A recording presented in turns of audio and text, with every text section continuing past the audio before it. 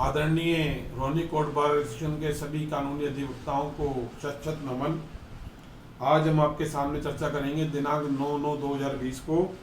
आज हम कानूनी अधिवक्ताओं की अधिकारों के बारे में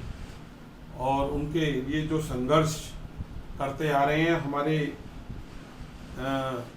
कानूनी अधिवक्ता श्री प्रदीप खत्री जी, उनसे मैं आज मिला उनसे मैंने जानने का प्रयास किया कि 2006 से अब तक उन्होंने क्या क्या प्रयास किए हैं रोहिणी कोर्ट बार एसोसिएशन के और उनके सदस्यों के लिए। उन्होंने काफ़ी बहुत ही अच्छी और सरल भाषा में मेरे को जानकारियाँ दी और बताया और कि किस तरीके से उन्होंने कई तरह के प्रयास किए और जो लोगों को जिस तरह की ज़रूरत थी उस तरह की ज़रूरत उन तक पहुंचाने का उन्होंने प्रयास किया। और उनकी टीम ने इस टीम के अंदर एक संख्या काफ़ी लोगों की थी जिनका नाम लेना बहुत ज़्यादा हो जाएगा, लेकिन संक्षिप्त में 15-20 लोगों को उन्होंने मुझे नाम बताए। और उसी के साथ उन्होंने ये भी बताया कि मैं आगे भविष्य में भी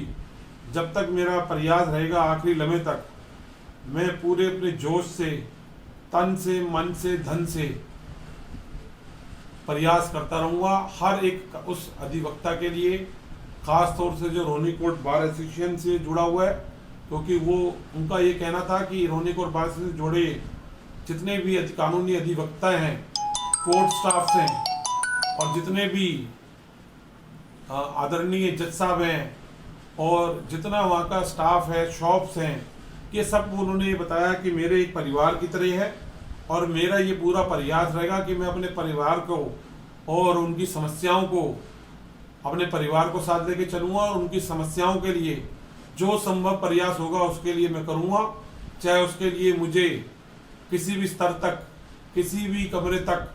किसी भी प्लेटफॉर्म तक जाना पड़े, चाहे उसके लिए मुझे उन अधिवक्ताओं तक भी जाना पड़े जो लोग जिनकी शुरुआत कानून से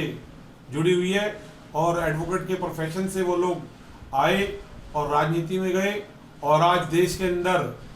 अलग अलग राजनीतिक पार्टियों के अंदर वो लोग शामिल हैं और देश के एक आज जो स्ट्रक्चर है, जो देश की आज राजनीति है, उस सब के अंदर कहीं ना कहीं जब से देश आज़ाद हुआ और आज़ादी से पहले भी अधिवक्ताओं का, कानूनी अधिवक्ताओं का एक मुख्य भूमिका रही है हर एक पार्टी में। राज्यसभा तक आज लगभग हर पार्टी का कार्यकर्ता एक कानूनी अधिवक्ता, एक कार्यकर्ता के रूप में, एक नेता के रूप में, वहाँ एक सदस्य के रूप में शामिल है, जो इस देश की कानूनी प्रक्रिया में, न्यायिक प्रक्रिया में जिनकी एक अहम भूमिका रहती है। मैं उन तक भी प्रयास पहुँचाने का आवाज़ पहुँचाने का प्रयास करूँगा और एडवोकेट्स की जो वॉइस है,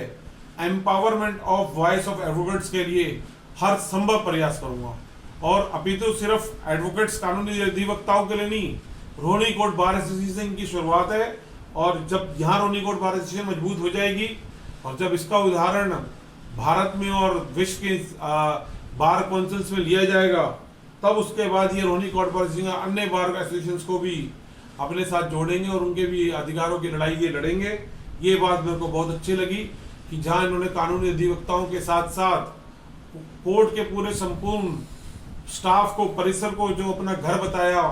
परिवार बताया, ये बात सुन के मैं बहुत ही मुझे खुशी हुई, बड़ा अच्छा लगा साथियों। इसलिए मैंने उनके आज ये विचार आपके बीच में मैं चर्चा करना चाहता हूँ और मेरे भी हर्षवर्धन के लिए और उत्साहवर्धन के लिए उन्होंने मेरे को आज ये एक अमूल्य भेंट आपके सामने दी है, मैं दिखाना चाहता हूँ। इसमें इनकी फ़ोटो भी लगी हुई है और रोहिणी कोर्ट से ये आने वाले चुनाव, जो कि अब कोविड की वजह से कैंसिल हो गए, लेकिन 2021 में जब दोबारा चुनाव होगा तो अधिवक्ताओं की आवाज़ को बुलंद करने के लिए जरूर आएंगे। और मैं इसमें दिखाना चाहूँगा कि ये एक एक इन्होंने ये जो कप है इसके अंदर एक बहुत ही खास चीज़ है कि आप ये देखेंगे कोर्ट का जो इन्होंने मेरे को सम्मान के तौर पे दिया, इसके लिए मैं बहुत बहुत उनका आभार प्रकट करता हूँ। और ये अनमोल भेंट मैं अपने घर के अंदर, अपने ड्राइंग रूम के अंदर इसको संभाल के रखूँगा ताकि ये अनमोल भेंट मैं उनसे समय समय में मिलता रहूँगा और याद दिलाता रहूँगा कि इन्होंने जो आज 9/9/20 को अधिवक्ताओं के लिए,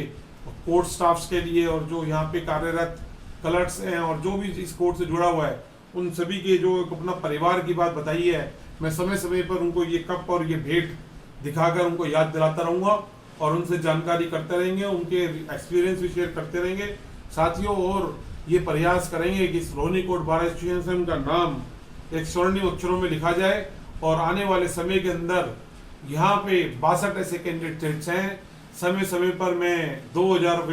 एडवोकेट से मैंने लक्ष्य रखा है, इस साल तक उनसे लोगों से मिलके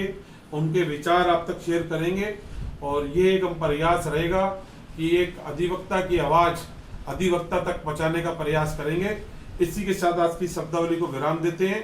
और जस्टिस क्रांति जिंदाबाद